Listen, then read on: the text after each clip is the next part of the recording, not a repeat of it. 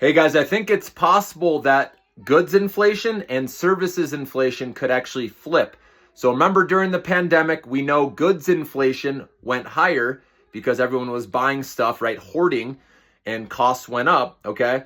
And then services inflation was down, obviously, because no one was traveling, right, during COVID and, the lockdown.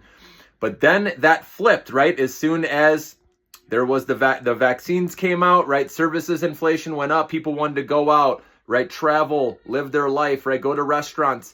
And then goods inflation came down, obviously. Once everything opened back up, prices could come back down. And now, services inflation has remained sticky ever since. And because, again, people want to go out and spend and live their life. But now we're getting to that point where savings are drying up, okay? There's a lot more debt now than, savings in households, okay? So again, this is mainly affecting the lower class, more of the poor people, unfortunately. Obviously, people that own a home, the wealthier people, even the middle class, 60% of people own a home. They have the home equity that's built up over the years. We know house prices are still high because supply is low. And then also the stock market has done very well, right, over the last decade.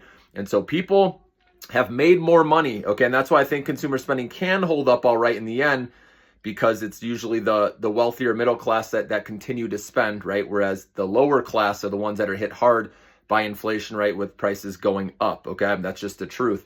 But anyways, so services inflation has remained sticky up until now, but I could see services inflation starting to slowly come down now as people don't take those big trips or go out as much because of savings drying up. And then goods inflation could go up now because of these tariffs going into effect. And just know that companies are ordering ahead of time to beat the tariffs, right? To beat the higher costs. And so we may see in like next month's reports, the economy looking okay because all of the purchasing, that's happening before this tariff deadline, April 2nd with the reciprocation tariff. So just know that that's why it could be later, give it a month, maybe 2-3 months where things could start showing up worse, with the economy, and maybe the stock market rolls over. But again, then we have an interest rate cut potentially on the table if the market ever does weaken, and that's where the Fed can come in. So we'll see what happens, but that's why I just want to let you know I could see goods inflation, and services inflation kind of flipping,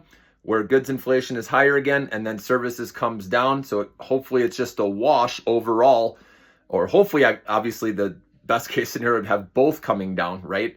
And then jobs still hold up, but we'll see, guys. But just know we need to, it's going to take time to see how things shake out with all this, okay?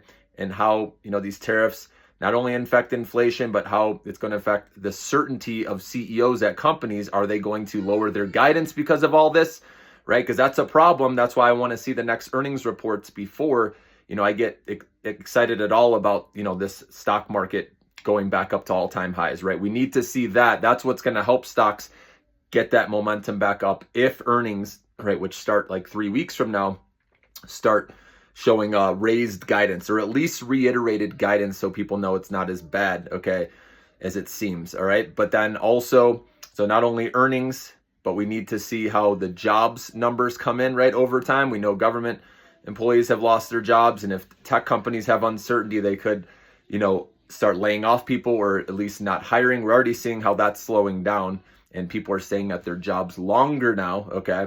So it's not as easy to switch, okay? So like I said, this is going to take time to filter through the data. We'll monitor that. But I want to see, like I said, give it until these earnings reports come out, especially with these tech companies as well. I want to make sure that their guidance is still solid, that they're not lowering guidance, because if they do lower guidance, that's where we could see that next leg lower where the market does roll over.